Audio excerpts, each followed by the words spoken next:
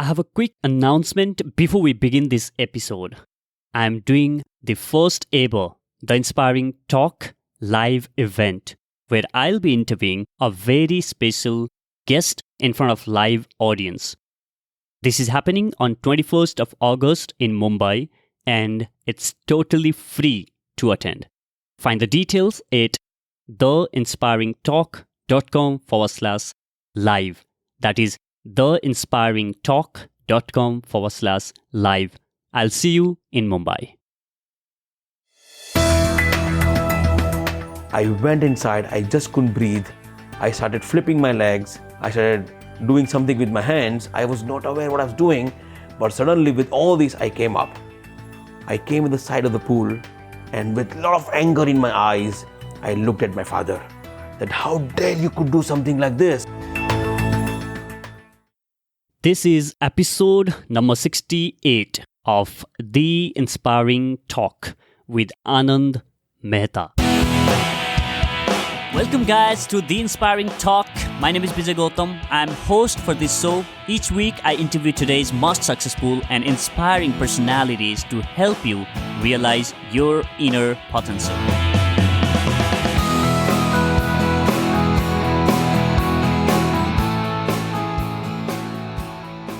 My guest today is a dear friend of mine, Anand Mehta.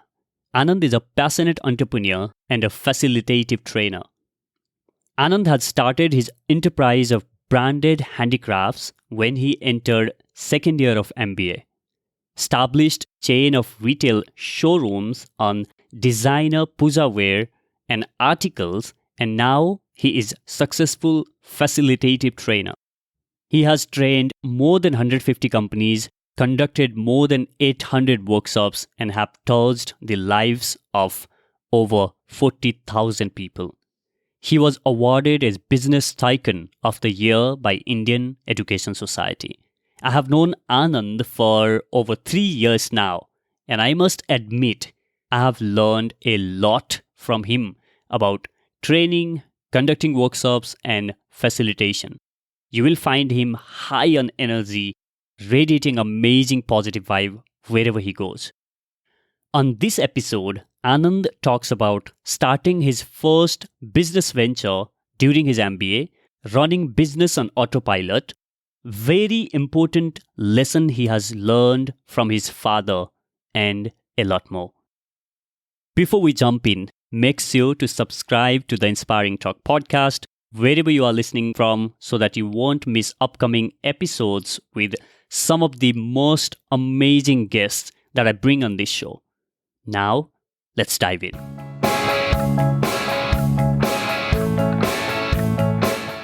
All right, guys, we have got Anand Mehta with me here today. Anand, welcome to the show. Thank you, Vijay. Thank you very much.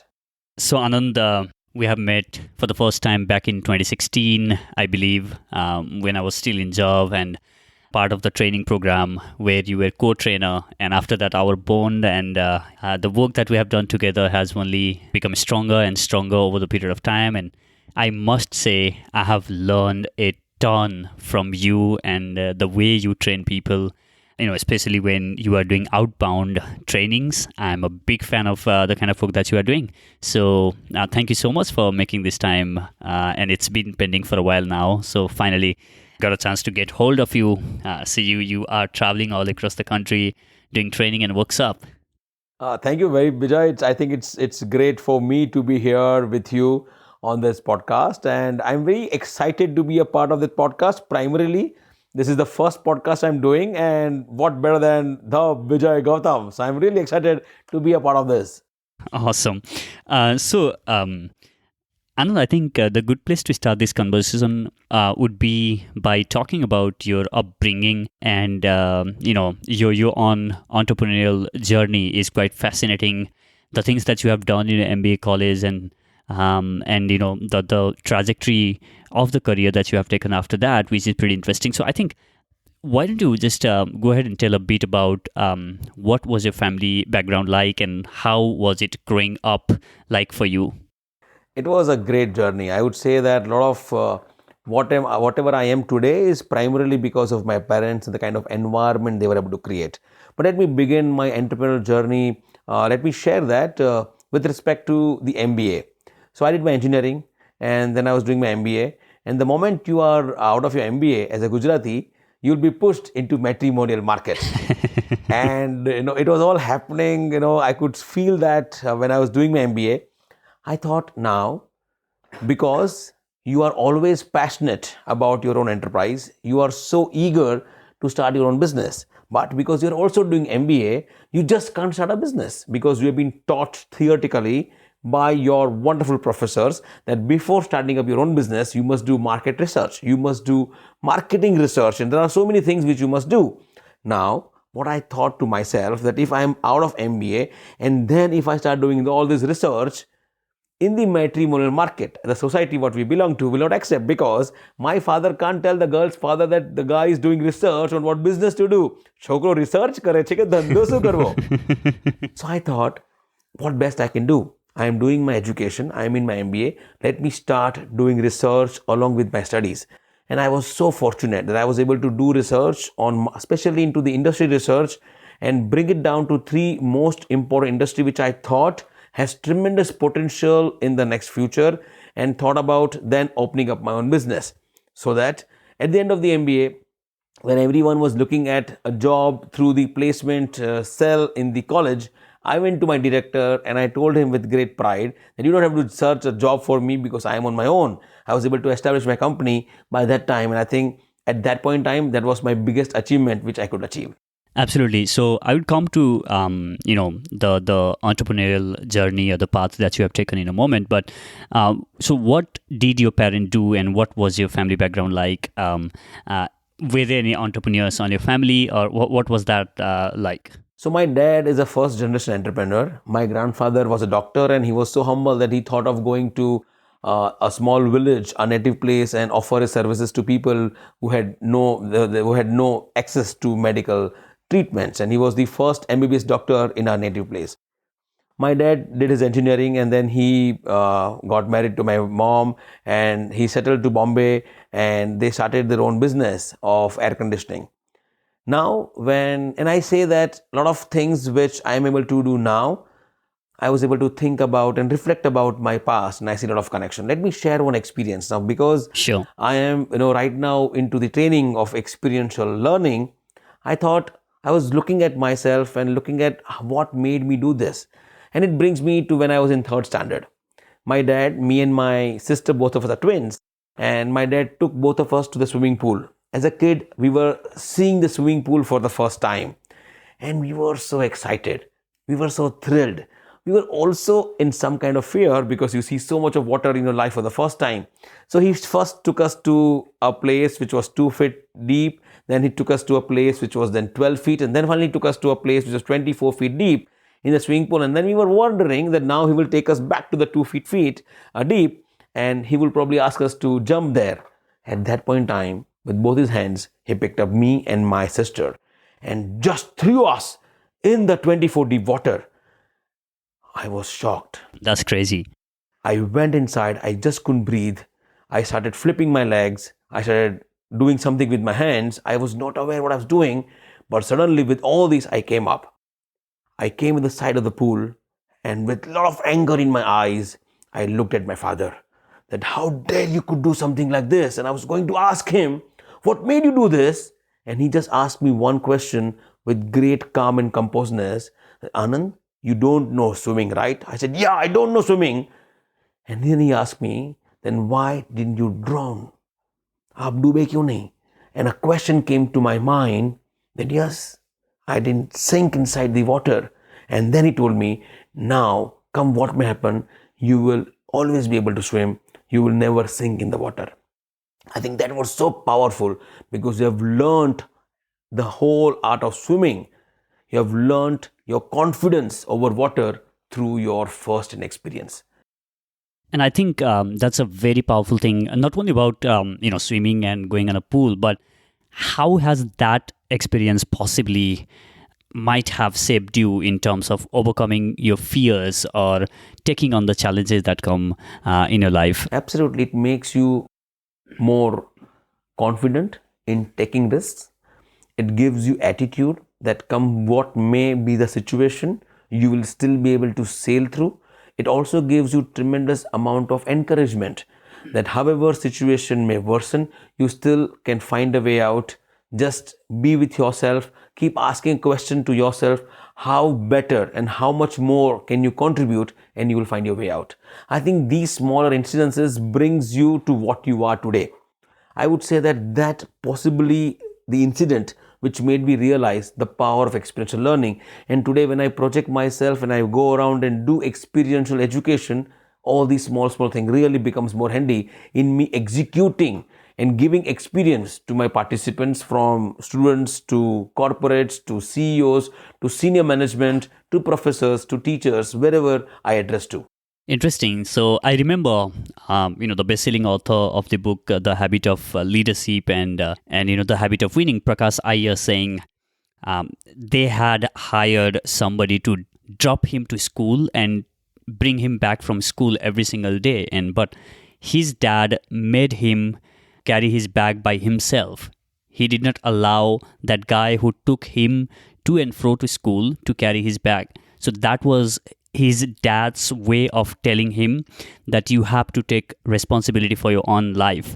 So I think, and this story of yours also is a very powerful one to teach the lesson. So if you look back and the values that you have in your life currently, and if you look back at the upbringing that your parents has given to you, what are some of the values that your parents might have, what are some of those values that you might have picked up from your parent?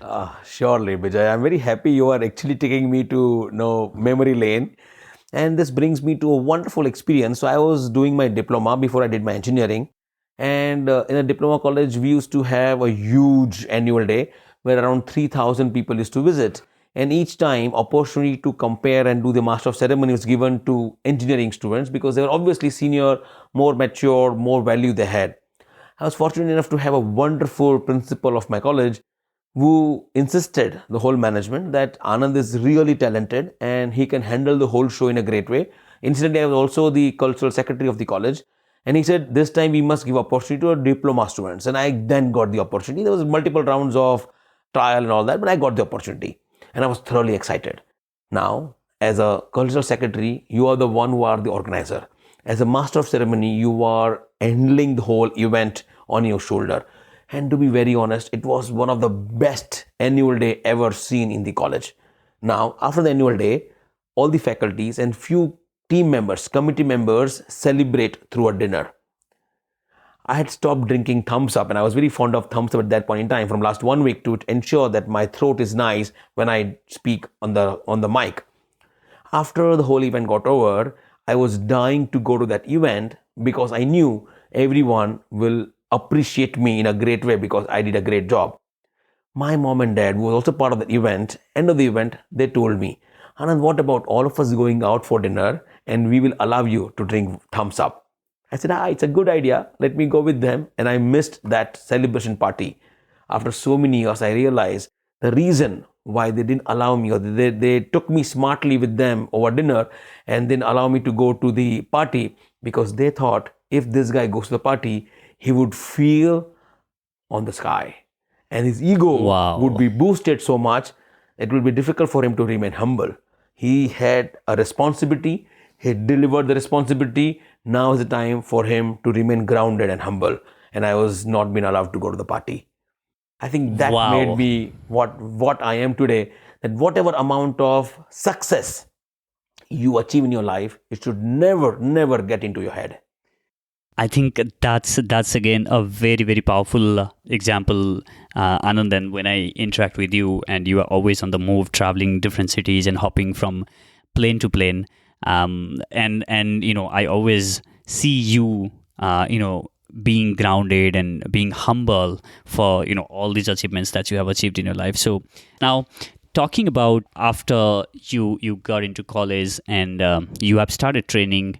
Well, you were still in college, so tell us about like that transition, or how did that whole idea and whole training thing happen? So I was in my business, and I always, when I started my business, when I was in second year of MBA, as I mentioned, I always had thought that in my business, within 2 years, I should be able to reach out to a level where I have a switch or a button in my office which says auto run or autopilot. You press the button, your team takes over and you move out. Unfortunately, it took me 3 years, not 2 years, to reach out to that level where I am able to press the button and my team will take over. As an entrepreneur, I think it's very, very important to realize that you are an entrepreneur and you are not 24/7 worker. It's very important to understand that you are a leader, and as an entrepreneur, you are a visionary. You have a vision, you have an idea.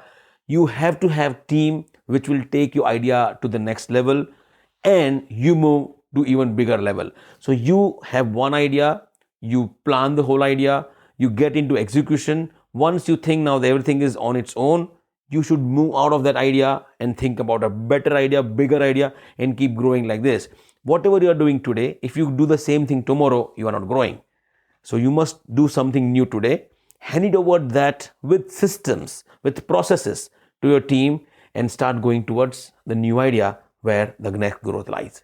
So when I did research, I was able to find out 3 industries which I thought had tremendous potential.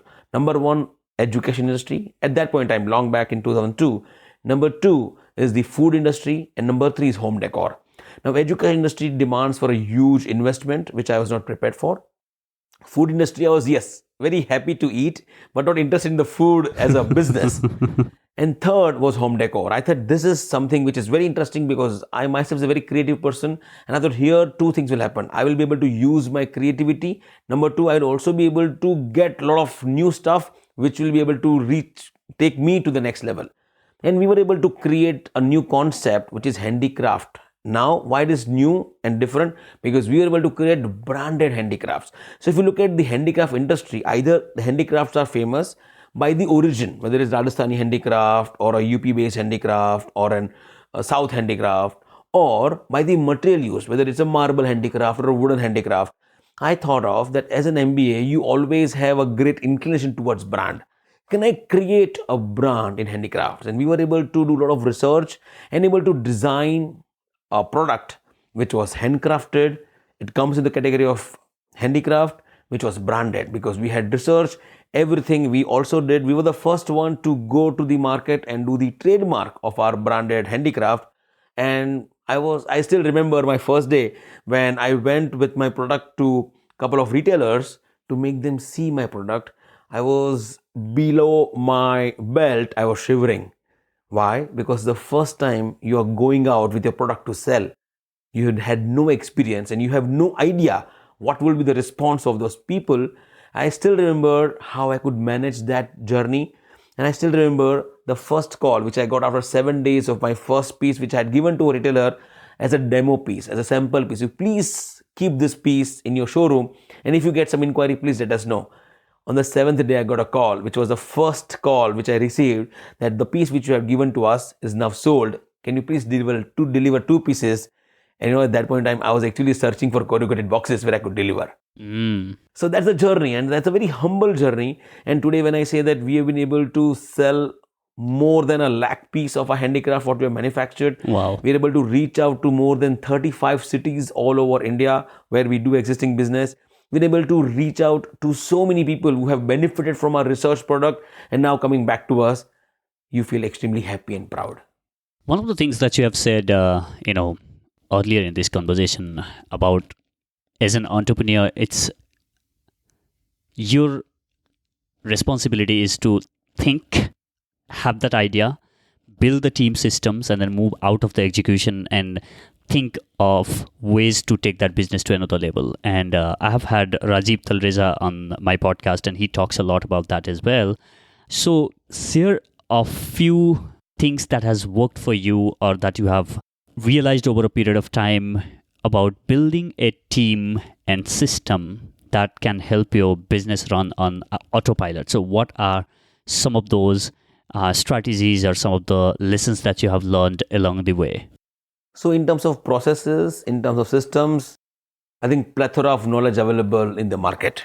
What I would like to work on and share is the soft part of the whole thing. So when I say that you need to move out of that idea, give it to your team and move out, what I'm trying to say that once you had the idea and you start implementing, that becomes your comfort zone. It's very important as an entrepreneur for you to break your comfort zone, So true. move to the next zone, which is not very comfortable, go to uncomfort zone and create that zone as your next comfort zone and keep repeating the same stuff. Now, when I say this, how will you repeat? The most important part of doing this is trusting your team. Building your team and trusting your team. A lot of people say that you must build your team, but without trust, you will never be able to build, and you must talk the walk.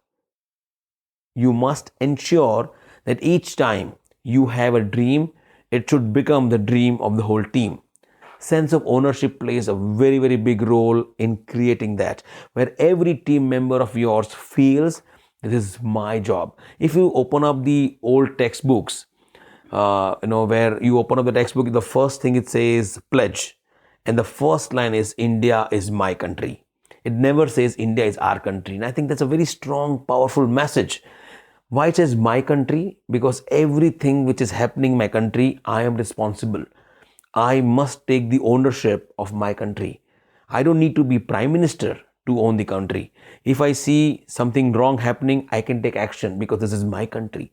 The same way, in your team, you must be able to instill this great sense of ownership in every member of your team member, so that when the morning they get up in their house, they must feel going to the office as soon as possible. They are coming because they enjoy their work. They are coming because they own their work. They are coming because they really want to deliver from the core of their heart. And believe me, so many times you will realize that people are able to do much more only when they have sense of ownership and you start trusting. There was a case where we got a huge order of a handicraft, and I did all my calculation and I never find a way out to reach out to manufacture that huge order. I was wondering that I'm not able to find a way out. How will I commit to my customer because they wanted it to be delivered on a certain date? So I scribbled something on my notepad and then I called up my production manager.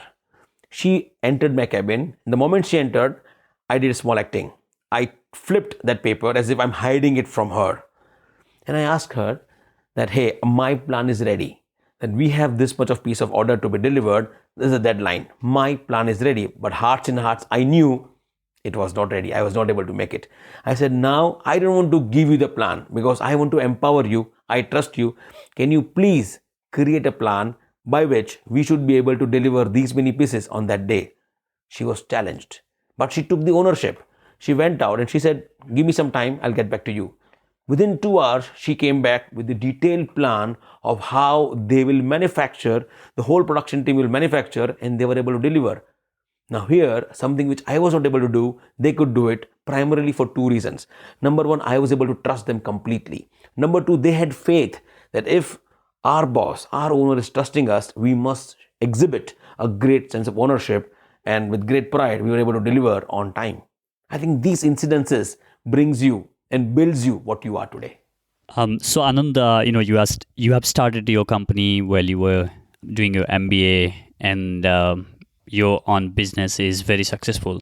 But then you got fascinated by training and facilitation. So how, one of the stories that you have definitely shared earlier in this episode about your dad making you or throwing you on the swimming pool, and that's when you realize the power of learning by doing, which is the the whole experiential learning is all about. So tell us a little bit about that moment when you realized that you wanted to jump into training or want to teach people. How did that realization came about? I think it's all about that continuously you are learning in your life.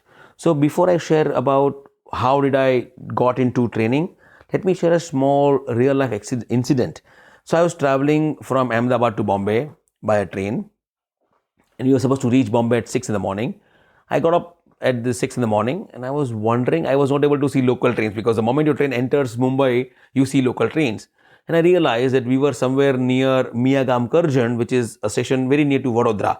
That means we were around 4.5 hours away from Bombay. I said, it's 6. And why we are stuck here? And we realized that there were 14 trains back to back stuck because 2 trains ahead of us had catch a fire and the whole line is stuck. And we were at that point from last 3 hours because in sleep I didn't realize. I saw people all heading towards the engine, and a lot of people were heading towards the engine. So I also joined the bandwagon and went towards the engine. and I saw a farmer with a big knife in his hand. He was giving sugar cane to all the passengers. On both sides of the tracks, I saw sugarcane farms, and he was cutting those sugar canes, bringing as much as he could bring in one set, and was giving it to all the passengers. I went there. I offered him some money. A lot of people also offered him some money. You know what did he say? He said, "Today you are in the middle of my farm, and I am going to treat every one of you as my guest. When will I have such wonderful guests coming to my place? I have nothing to share except this sugar cane, which is in my farm. Whatever I can give to you, I would be very happy to give." I was really touched. A farmer of a country can give you without any condition. He would have made big money on that day because everyone was looking out for something to eat, something to drink, and he was able to offer everything, whatever he had. That shows the power of giving. I also realized that when you want to give, you feel like giving more and more. In the return, you get more. So, as a good citizen of the country, you feel like stopping your car at the place where you see some passengers or some people standing at the corner of the road trying to cross the road. Generally in India, you don't see people stopping the car, but somewhere I felt that let me stop the car so I can help people cross over the road. But recently, when I started doing this, I realized that I am doing this not for that pedestrian to cross the road. Because when you stop the car and when they are crossing the road, they will look at you because they also feel surprised. Hey, someone stopped the car for us. They look at you, they do thumbs up, they smile at you, they say thank you. And that small gestures by an absolute strangers gives you tremendous amount of happiness. So even though you wanted to give something to them, in return, you have got back in abundance. That small moment of happiness, the small exchange of smile can really has the potential to make your day. And I think that's where the whole journey of training started, where in a very, very informal interaction with with the college director where I did my MBA, I shared with him that these students are going through so many hours of bhashan, the lectures which they go, which is very, very important in the college life. Can we do something more? And he was so proactive and he was so kind enough to tell me, "Anand, I strongly agree with you, but I don't know this something. I want to give you 2 days, come back to me with an idea." And I went back to him that why can't we make them learn through their experience? By making them do activities, by making them ensure that they are learning by doing and creating the whole concept of human lab. And I think that was a very humble beginning. And I was able to do one session in one of the classrooms for an MBA students, and suddenly that one session of 3 hours, what I did with students became the talk of the whole college. The next day, director called me, "Hey Anand, what did you do? What did you do yesterday?" And I was wondering what mistake did I made. And he said, "Everyone is talking about the session. I want you to come back and do more sessions." And then I was able to create the whole of the 1-year module for MBA colleges, which I then branded as Corporate Kabaddi. So what do you mean by corporate kabaddi? Basically whatever they are learning in their theoretical classes, which is so important, here they get opportunity to implement that learning in a real life. Because I strongly believe knowledge is not power. Application of knowledge is power. And when you put this knowledge in a practical applied way, it becomes useful to you. So whatever they are learning in their theoretical class, if we are able to create opportunity where they can come back and apply, that makes them what they are. And why corporate kabaddi? Because we are preparing them for the corporate world, and corporate world and kabaddi as a game have a lot of similarities.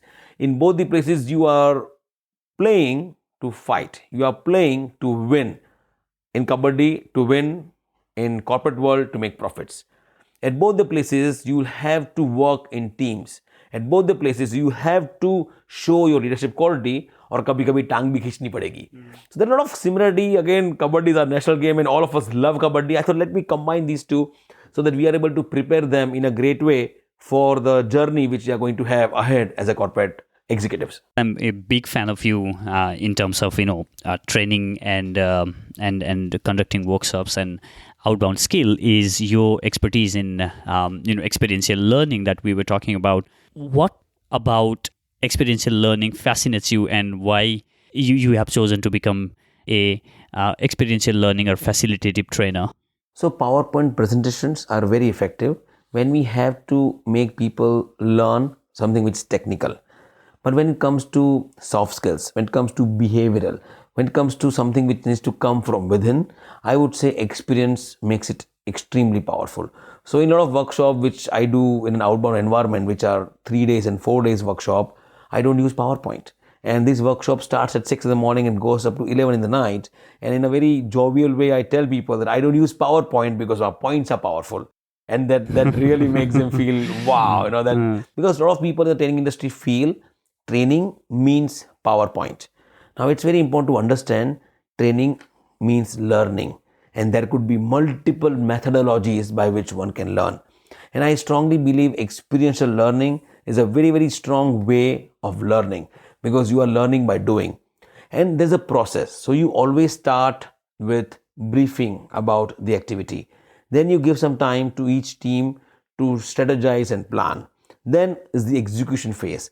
Once the execution is happening, your job as a trainer or the facilitator is to observe the behavior. Ensure that you are able to find out smaller things what they are doing, because that will help you immensely in your debriefing. Once the execution gets over, then you get into reflection, where every member must reflect upon. And sometimes when you have a team size where everyone will not get chance to speak, you make them write down. Now that reflection is very, very important, because when you ask people straight away, batao kya hua, what happened and how was the experience, you are sure that not everyone will speak. And you are not very sure whether everyone have gone through the experience within them.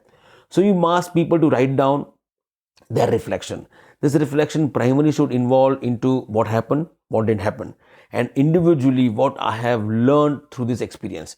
Once they were able to share the experience, you make them into smaller teams and ask them to share their experience, share their learnings. This is they're recording the learning. This is where they are making their learning stronger, because whatever was there within me has now on paper, and when you share, it becomes even more concrete. And then you ask people to discuss about and give us the team learning, and then you ask them to share and open up, where everyone is learning from everyone.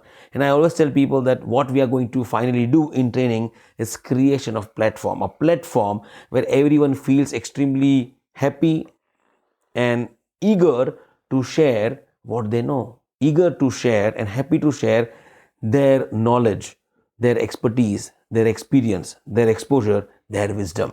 And when everyone starts sharing whatever they have on a single platform, and everyone is allowed to pick them up, whatever they think is appropriate to them, you are creating an environment where everyone is learning from each other and not only from trainer. And that's the best thing to happen, because every individual have tremendous potential to transform each other. You're only channelizing these energies so that everyone benefits through everyone. And once this process gets over, your role, because you have also did a very deep observation of each one of them, your role is to pick up this observation, and because you will be able to create safe and open environment, challenge them, ask them about their behavior and relate it with their real life. You may support it with storytelling, you may support it with some real life experiences, you may support it with some amazing concepts and theories which will help them to make that learning concrete, solid. But what's important for you, to listen to their need. I strongly believe training is not about what you know, you go and deliver. Training is all about understanding the need of your participants and fulfilling that need. Training and facilitation is all about making things easy. The word facilitation comes from the word facili, which means making things easy. That's the primary role of any facilitator, to ensure that you are making the learning journey easy for your learner and not giving them what they need to know. If I give them all the information what they need to know, two things will happen. Number one, they will never become the owner of the learning. Number two, they will also get a feel, we knew this from before, what new have shared. But when you take them through a journey, sometimes it takes more time, no doubt about it, but you are ensuring that every learner becomes the owner of their learning, and you are not giving them, they are discovering themselves. The journey within must begin by themselves. You are only catalyst in making that journey speedy, so that your learner are able to reach down to the destination in a faster way. But it's their journey which one has to understand. So, what are some of the things that you do as a part of the preparation when you go for any training program or the workshops that you conduct? I think it's a very interesting question because one has to be really doing a lot of preparation. So if I have to do a 3-day workshop, I think I need a 3 months preparatory time. I do a lot of intense training need analysis in terms of understanding the need from multiple sources, because each training will have multiple stakeholders, maybe the HR head, learning and development people, the participant themselves, the business head, the owners or the management. Each of them are stakeholders to each training, and it's very important to understand all of them come with different expectations. It's very important to understand their expectations and design the program which will fulfill these expectations. It's also important to understand the need of the participants, from where it is coming, and then design the program accordingly. Also, so I go to their shop floor and stand for half a day to understand the behavior. I've gone to so many meetings where, as an observer, to understand what they talk. It's very important for a trainer to speak the language of your participants, and also making all of them believe that you are just one amongst them. If you go with the fear of authority, you will never be able to sail through, and they will not be able to learn what more they will be able to learn through their own experiences. So as a preparatory, I do intense work with training need analysis. I meet people, I interview them. There is a pre-training questionnaire which I use. There are a lot of data which is collected and tabulated so that we are able to reach out to a very concrete objectives, and then creating a program, and then you go and deliver. One of the things that you do that I know is a part of preparation for the training is visualization, which is a very powerful tool. So, could you share with my listeners what is your process of visualization, not only for the training, but for the other part of the life that my listeners can implement to achieve the kind of result that they want using this technique? I think visualization is a very powerful technique to understand for anything. So tomorrow you may have a very important interview, or you may have a meeting with a very high stake client where make or break situation may happen. It's very important to understand that you must be able to visualize everything what you want should happen in that particular high stake meeting or a training or an interview. Research says the whole concept of secret, the calling, that whatever comes in your mind is being thrown in the universe and it will come back to you. It's very important to keep yourself positive. It's very important to keep thinking about that in a very positive frame of mind. So what generally I do before my training or any high stake meeting, the previous night when I go to sleep, I close my eyes and visualize the whole training. I close my eyes and visualize the whole meeting, how I'm anticipating the meeting or the training should go. I would be able to see everything happening in the training room. And when you start thinking, because you already have your program design, and when you start thinking about what can go wrong, what can go right, if something goes wrong, how will you cope up to that? When something is going right, how will you make even bigger impact? You are able to visualize every possible situation. And when I say visualize, you are able to see everything. Now, next day, when you actually go and deliver that training program or you are part of that meeting, what happens? Your mind thinks, hey, you have already done this before. You are not doing it for the first time. And mind gets tremendous amount of confidence through that one thought, because what is happening, you are able to visualize. Now, that is a gift by God to humans, that we are able to visualize. What's important is to channelize these thoughts in a way that you are throwing this positive to the universe, which will come back to you. So, what does the process look like for you when you are visualizing? Do you see it in front of you on a big TV, like a lot of people imagining that there is this big, large screen in front of them, and they close their eyes and watch every single scene happening in front of them, and some of them visualize the whole thing on the mind. So, what does the process looks like for you? So I tell you, so if you are visualizing that you have won an award, okay, a lot of people, how they visualize that they are sitting in the audience, and as a part of audience they see themselves going on the stage receiving the award. I think that's not the right way of visualizing. What's the right way of visualizing is that you are walking yourself, you are not sitting in the audience. So you see yourself seated in the audience, and when you are sitting in the audience, you see the stage. That means you are not seeing yourself, you are seeing the stage. Then you get up and then you walk, you see the ramp. When you go on the stage and when you're receiving the award, you see your hands receiving the award. It is not that you see your whole body as someone from the audience is seeing you. Now that's very important. That you are not seeing yourself as a third party, you are seeing yourself as a first party. That you don't see yourself when you are receiving the award, you see your hands receiving the award. You see your audience when you are doing training, sharing something. You don't see yourself. It's very important to realize that you don't look up to yourself as third party, you look up to yourself as first party, and keep visualizing that you are doing it yourself. It's not that someone else is doing and you're only copying or you're only inspiring. When you see yourself doing it, it makes it extremely impactful because your mind feels you have done this before. So Anand, we have come to the enlightening round. Are you ready for the enlightening round? Oh yeah, please go on. I am looking forward to it. So what inspires you to do everything that you do? Passion. I think for you to achieve anything, one thing which is extremely important is your passion. Today, I am a hefty guy. I carry a lot of weight with me in real kgs. But even though I have crazy travel, even though I have some crazy schedules, I don't feel tired. Primarily because I love what I'm doing, because training is my calling. Facilitation is something which I cannot live without. And when you have that kind of audience, whether conducive, whether interesting, whether challenging, whether boring, I don't think that there are ever any audience which is not good audience. So every individual, and you start respecting them, when you, with great flexibility, give them a great sense of ownership, things will work in your favor. A lot of people in training feel that, hey, can you please teach us how to handle tough clients, how to handle tough participants? And I always wonder, in my life, I have never ever come across any individual as a participants who are tough. Why? Because you are giving them respect, because you are making them feel extremely comfortable, not judgmental, and then everything will work in your favor because you are there only to give and not to receive. What are some of the book or two that you have read in the recent past that has influenced you? I have read a lot of books on leadership, on facilitation, but one book which really made me think in a different way is Well Done by Glenn Blanchard.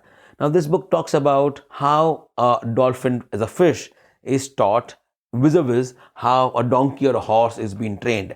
So you see, donkey or a horse, when they're trained either to carry load or to run in the race, they've been whipped. So that when you whip them, when you hit them, they feel like because they've been pained and tortured, they have to run. At the same point in time, how a dolphin fish has been trained, and they have been doing so much acrobatics and so many different shows which dolphins are doing. So when they do a good jump, the dolphin trainer will pet them and feed them with some fishes, and dolphin feels happy.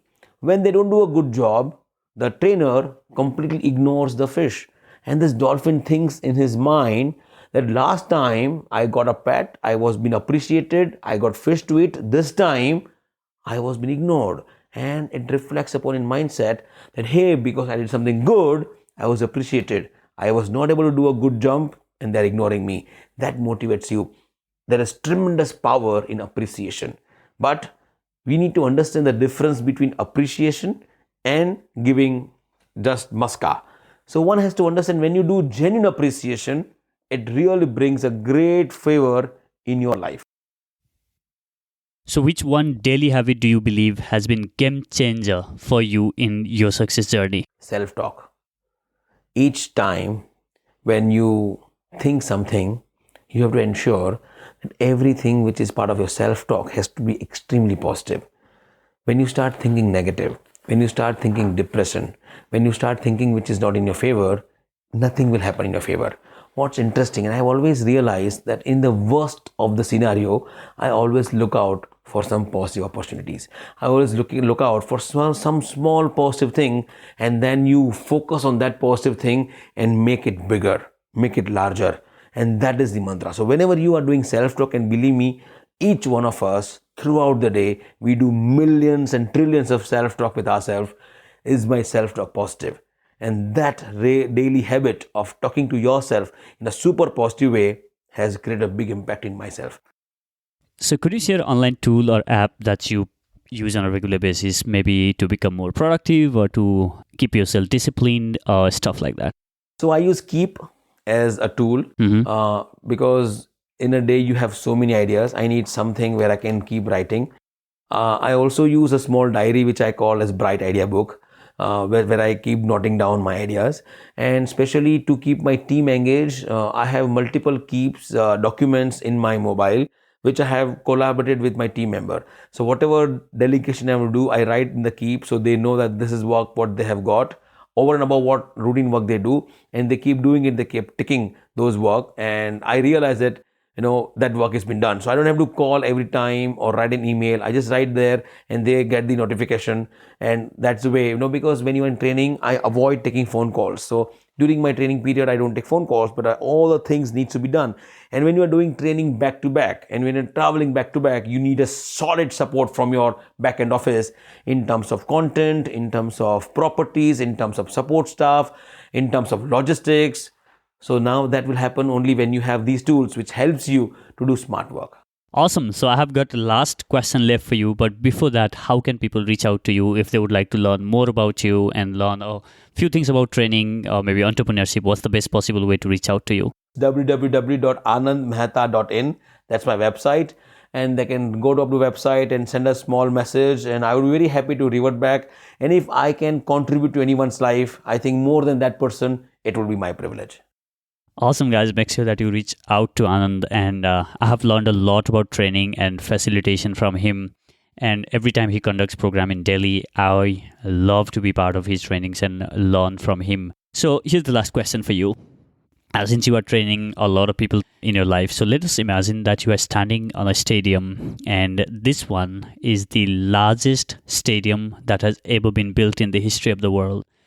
And it has got the capacity to hold 1 million of people, and every single seat on that stadium is occupied. And you are there on stage, standing, and you have been given only 1 minute of the time to share the most important lesson that you have learned in your life. What would be your message? Love yourself. If you look at the announcement which is done in the aircraft when you are about to fly, the safety announcement which says that if there is some emergency situation, the oxygen mask will get down from top, and please wear your mask before you help others. I feel that's an amazing message to take home metaphorically, that before I start loving others, and we spend so much of time for others, loving others, contributing others' life, it's very, very important to start loving yourself. I am not saying this means being self-centered. This means being selfish. It's all about respecting yourself in a great way. And you can respect yourself in a great way when you have good and high thoughts, when you are contributing to others' life, when you are making sure that you are disciplined. Then and then you can love yourself. Otherwise, you will keep hating yourself. You will not respecting yourself. And I feel that a state which is even above love is respect. So start loving yourself, start respecting yourself. And once you're able to do that, you will be able to generate tremendous amount of vibrancy, tremendous amount of energy. Your aura would be much positive to the outer world. And that has a great potential to make a big difference. Thank you very much. It has been phenomenal having this conversation with you, Anand. Thank you so much for being on the show. Thank you very much. You have it there. You can access all the links and resources mentioned on this episode at theinspiringtalk.com/68. That is theinspiringtalk.com/68. I hope you learned something or got some inspiration. If you did, make sure that you share this episode with your friends and family on Facebook, Twitter, and Instagram. And if you are in Mumbai, I would love to see you at The Inspiring Talk live with a very special guest on 21st of August. Check details at theinspiringtalk.com/live. That is theinspiringtalk.com/live. Thank you so much for listening. I'll catch you in the next. Now, go out there and do something inspiring.